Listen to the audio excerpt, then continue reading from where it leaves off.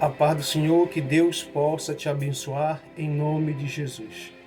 Quero deixar ao teu coração uma palavra que se encontra em Juízes 7, do versículo 4 até o versículo 7, que diz assim: Disse mais o Senhor a Gideão: Ainda há povo demais, fazei descer agora as águas. Ali eu os provarei, aquele a quem eu disser, este irá contigo, esse contigo irá. Porém, todo aquele a quem eu te disser, este não irá contigo, esse não irá. Fez Gideão descer homens às águas. Então o Senhor disse: Todo aquele que lamber a água com a língua, como faz o cão, este porás à parte, como também todo aquele a qual se abaixar de joelhos a beber. Foi o número que dos que lamberam levaram a mão à boca 300 homens, e todo o restante do povo se abaixou de joelhos a beber água. Então disse o Senhor a Gideão: Com estes 300 homens que lamberam a água, eu vos livrarei, e entregarei os midianitas nas vossas mãos, pelo que outra gente toda se retire, a cada um para o seu lugar. Ouça com atenção, em nome de Jesus, o que Deus vai falar com você nesta manhã. A história de Gideão vai começar no capítulo de número 6 de Juízes. Ele é retratado como um homem cujo o medo é maior que a fé. Mas só que, no entanto, o Senhor vai escolher Gideão para ser o libertador do seu povo. Gideão, um homem de Deus no meio ali de um povo totalmente idólatra. Agora falaremos a respeito da sua vitória e da estratégia que o Senhor dera a Gideão para vencer os seus inimigos, tá? Ao nós lermos aqui o capítulo de número 6 de Juízes, do versículo 33 ao 35, nós vamos ver que os midianitas e também aqui os amalequitas estavam vindo em direção para Israel para mais uma vez assolar o povo de Deus, como já havia faz 7 anos, por causa que o povo de Israel se rebelara contra o Senhor, fez aquilo que era mal perante o Senhor. Então o próprio Deus vai entregar na mão dos midianitas, dos amalequitas, o povo de Israel durante 7 anos. Tá, vamos lá. Já havia fazendo 7 anos assolando o povo de Israel, mas nos diz também o texto que Gideão foi revertido pelo próprio Espírito Santo do Senhor, a tal ponto que ele vai incentivar todo o povo a lutar contra os seus inimigos. Então aqui a coragem que veio, como ele motivou a outras pessoas também lutar também para juntos vencer. Um dos fatores da derrota é a falta de fé, é a falta de motivação. No caso aqui de Gideão, não foi uma motivação humana, mas sim a fé nas promessas do Senhor. Tá, vamos lá. A história de Gideão aqui, minha irmã e meu irmão, é um relato de fé em meio à crise. É um relato de fé mediante do impossível. É um relato de fé no Deus que tudo pode, pois para ele não há impossível em toda a sua promessa. Como diz no Salmo de número 46, do versículo de número 7 até o versículo de número 11. O Senhor, Deus dos exércitos, Ele está conosco. O Deus de Jacó é o nosso refúgio. Vinde agora, contemplai as obras do Senhor e as desolações que tem feito na terra. Ele faz cessar a guerra até os confins da terra. Ele quebra o arco, Ele quebra a lança, Ele queima os carros no fogo. Aquietai-vos e saber que eu sou Deus. Eu sou Deus exaltado no céu, eu sou Deus exaltado nas nações, eu sou Deus exaltado na terra. O Senhor, Deus dos exércitos, é o nosso Deus. Ele é o Deus de Jacó, a qual é o nosso refúgio, tá? A Bíblia diz que cerca de 32 mil homens Gideão conseguiu ajuntar para esta guerra. Embora estivesse em menor número, era cerca de 4 inimigos para um israelita, mas estava motivado pelas promessas do Senhor. No entanto, a fé é a prática, a fé que não é praticada, ela não se chama fé, tá? Vamos lá. Por isso aqui eu quero pensar com você sobre essa fé e como nós podemos aplicar em nossa vida hoje. Quais lições que podemos tirar desse episódio de Gideão e os 300? A primeira lição que Deus me dá aqui, eu aprendo aqui, é que a nossa fé, ela sempre vai ser provada. Ao olharmos os heróis da fé na Bíblia Sagrada, sempre vamos encontrar sendo provados em sua fé. Basta nós pegar a Bíblia, abrir em Hebreus capítulo 11, que vamos encontrar os chamados heróis da fé, ou a galeria da fé. Lá vamos encontrar o nome de Gideão, é citado com Baraque, Sansão, Jefté, Davi, Samuel e os profetas. Hebreus 11, 32 e também 34. Vamos lá. É nesse momento aqui de grande crise que a fé de Gideão ela vai ser posta à prova. Mas só que Deus fala para Gideão tirar os covardes. Juízes 7, do 1 ao 3. Se Gideão estava aqui, eu imagino, se Gideão já estava aqui nervoso, com um exército de 32 mil homens, agora imagine com 10 mil. Em meio àquele exército havia 22 mil covardes, estavam ali, mas os seus corações estavam amedrontados e inquietos e também tímidos. Provavelmente, quando iniciasse ali a batalha, a guerra, muitos iriam fugir. Não se pode contar com os covardes. Eles, na hora H, vão fugir, vão ficar paralisados, vão ficar ali como se fosse uma pessoa inativa e vai se tornar presa fácil para o inimigo. Se Gideão os levasse para a guerra, seria uma carnificina, ou seria, eles iam perder a guerra, eles iam perder a batalha e não iriam obter a vitória a qual eles queriam. Isso ocorre também hoje. Há pessoas que paralisam diante da luta, há pessoas que paralisam ali diante da adversidade. Na hora do enfrentamento elas fogem, elas abandonam. É como Deus fala e relata para Josué e também para Moisés. As pessoas são ali desertou, conforme algumas traduções da Bíblia Sagrada. Isso ocorre também hoje. Pessoas que ficam paralisadas, ficam ali inativas. Na hora do enfrentamento elas fogem, elas abandonam. Eu conheço. As pessoas estão assim hoje em dia, quando vê uma luta, vê uma dificuldade, elas param, elas não conseguem se mover. O que eu aprendo aqui também, o medo tem paralisado muita gente. Deus fala para Josué no capítulo 1, do versículo 6, do versículo 7 e do versículo 9. Ser forte no 6 e corajoso, porque tu vai pegar esse povo, vai passar este Jordão, vai entrar na terra prometida, a qual eu prometi a dar a você e a vossos pais. Ser forte e corajoso para fazer cumprir tudo quanto está escrito no livro da lei. Não vai para a direita, nem vai para a esquerda, não vai para trás, nem para a frente. Tudo como está escrito, fazer conforme meu servo Moisés te ordenou. Ser forte e corajoso. Deus reduz os covardes, Juízes 7, do 4 ao 8. Ainda povo demais, Gideão. Foram estas palavras de Deus, do Senhor Jesus, para Gideão. Se Deus havia reduzido o exército, tirando os covardes, ele agora reduz os valentes. 10 mil homens agora ficaram. Eram 13,5 inimigos agora aqui para cada um do povo de Israel. Se antes já estava complicado, agora imagino.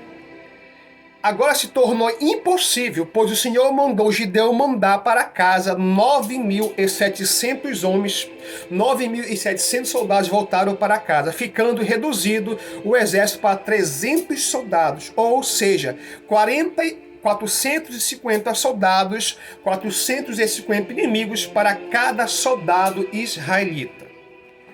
Mas deixa eu falar uma coisa aqui em nome de Jesus. Deus não precisa de muita coisa para ele usar você, para você vencer, não.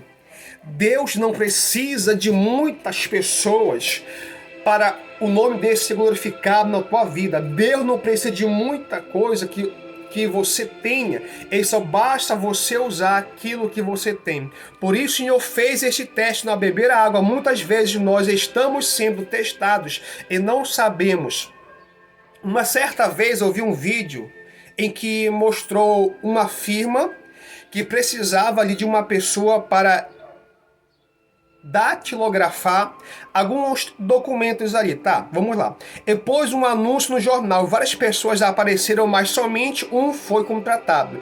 E o teste era o seguinte: enquanto eles aguardavam na sala de espera, havia ali uma mulher, uma secretária, com muito serviço para fazer. Ou seja, ela tinha que datilografar vários documentos diferentes e não tinha como fazer tudo, pois estava sozinha.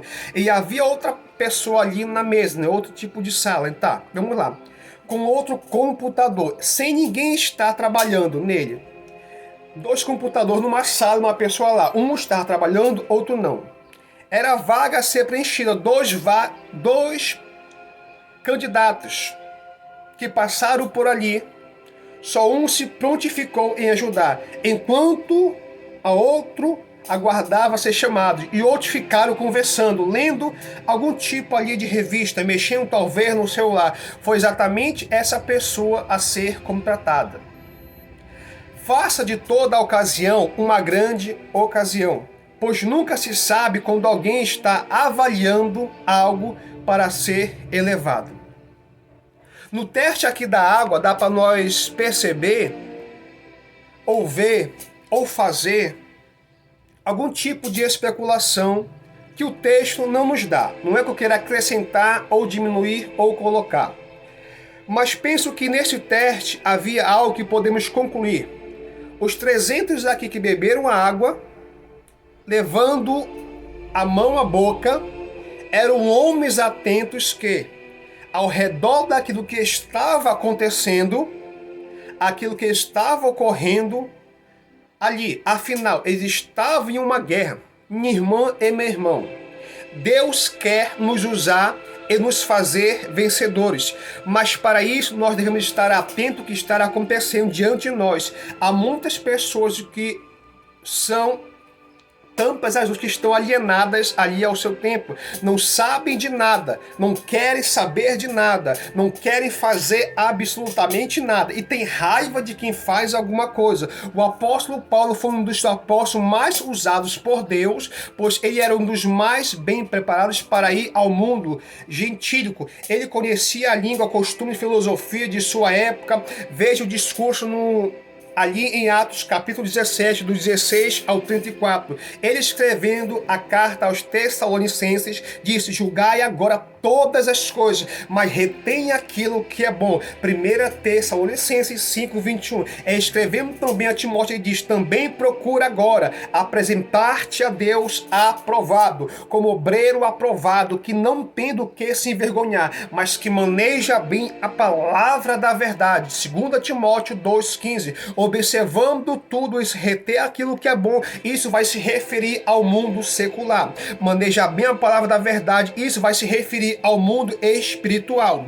Vou repetir. Observando tudo isso, isso vai se referir ao mundo secular. Observar tudo. Manejar bem a palavra da verdade vai se referir ao mundo espiritual. Estar atento a tudo, mas firmado na palavra do Senhor. Deus reduz o exército para ninguém se vangloriar. Juízes 7, 12. Quando o Senhor mandou reduzir o exército ao ponto de vista tático, isso não fazia nenhum tipo de sentido. No entanto, o Senhor queria mostrar para Gideão e para todo o povo de Israel para o povo de Israel, que para ninguém dizer que a vitória foi pelo próprio povo, para a glória que não fosse do povo, mas sim que o nome do Senhor viesse a ser glorificado, sendo ali demonstrado o poder do Senhor Jesus. É na hora deles serem encorajados, e não ficar com medo, por serem poucas pessoas. Um só homem dentre vós persegue a 1000, pois o Senhor vosso Deus é quem pelejará por vós, como já vos tenho dito. Josué 23, versículo 10. A vitória alcançada pela fé vai glorificar a Deus, e não podem glorificar nenhum tipo de homem. Viver pela fé é reconhecer que eu e você temos fraqueza.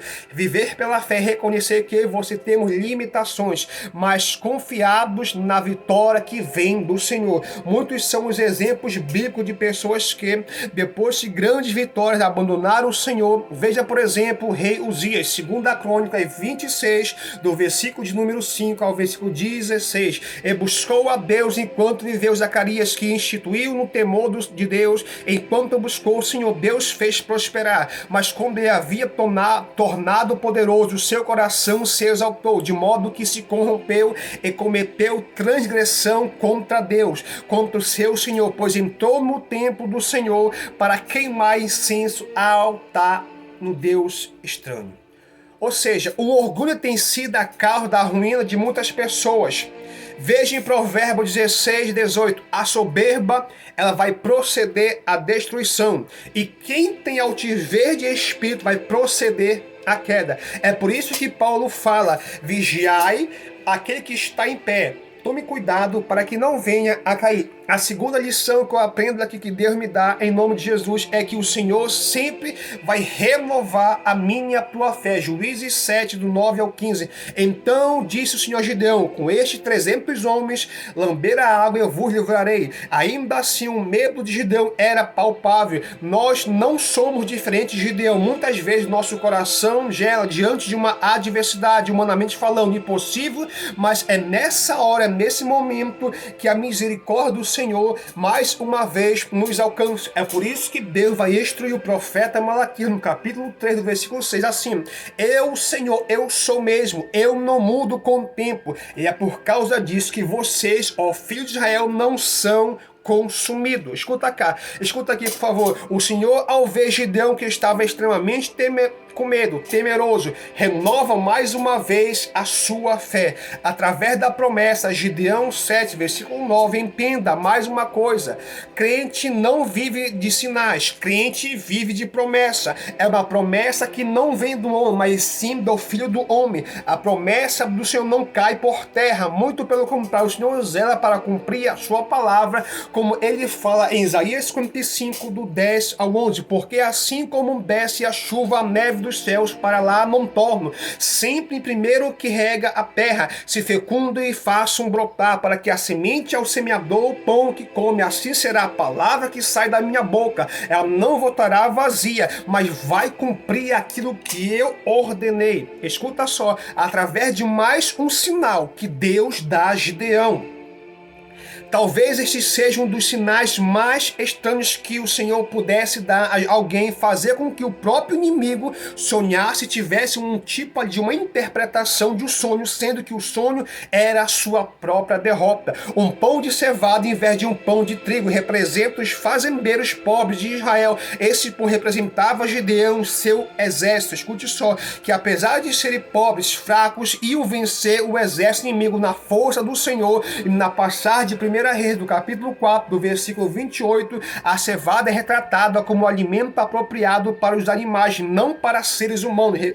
Na passagem da Bíblia é comum encontrarmos o comunicado de sua verdade. Por isso, em meio sonhos, vejamos alguns desses acontecimentos. Jacó, Gênesis 28, 31. José, Gênesis 37. Este sonhava e interpretava sonhos. Salomão, 1 Reis, Daniel 7. Este sonhava e interpretava São José, marido de Maria. Mateus capítulo 1, versículo 20 ao 21. Mateus 2, do 3 ao 22. Mas o Senhor também falou com o incrédulo, como Abimeleque. Gênesis 20, Nabucodonosor. Daniel 2 e 4. Os companheiros da prisão de José. Gênesis 40. Como o faraó, Gênesis 41. E também a mulher de Pilatos, em Mateus 27, do versículo de número 19. E correu com Gideão. Foi uma forma de renovar sua fé. Agora, por favor, não faça disso uma doutrina, embora eu não duvide que o Senhor nos fala através de sonho, de revelação ainda hoje, porque Deus faz o que quer, a hora que quer e como quer. A terceira lição é que eu aprendo aqui: o Senhor honrará a minha e a tua fé. Depois de ouvir o sonho e perceber o pavor da voz do inimigo, Gideão teve mais um sinal dado por Deus. Então voltou para a sua tropa, convencido que o Senhor daria a vitória. Isso não significa que Gideão não tivesse ainda com medo. A fé faz superar o medo e avançar rumo à vitória. Como nos fala o doutor em Hebreus, de fato, sem fé é impossível agradar a Deus, porquanto é necessário que todo aquele que se aproxima de Deus creia que Ele existe, creia que Ele torna recompensador daqueles que estão buscando. Diante dessa promessa e desse renovo espiritual, Gideão teve algumas atitudes. Ele adorou ao Senhor. Diante dessa resposta, Deus, pela sua própria boca, o inimigo Gideão adora ao Senhor. Ele adorou a Deus e recebeu pela fé a vitória. Antes de sermos guerreiros vitoriosos, precisamos devemos nos tornar adoradores sinceros do Senhor e Salvador Jesus. A adoração deve ser a primeira reação do homem espiritual. Vemos a mesma coisa na vida de Abraão, quando foi oferecer o seu filho em holocausto. Diz o texto que falou pelos seus servos que ele e o rapaz iriam adorar a Deus. Depois voltaram, Gênesis 22, versículo 5 em diante. Abraão cria no milagre da ressurreição do seu filho. Hebreus 11, 17 ao 19. É através da adoração que o nosso coração é tomado pela paz que excede todo entendimento, e toda a ansiedade ela sai. Fica com essa palavra, que Deus possa te abençoar em nome de Jesus.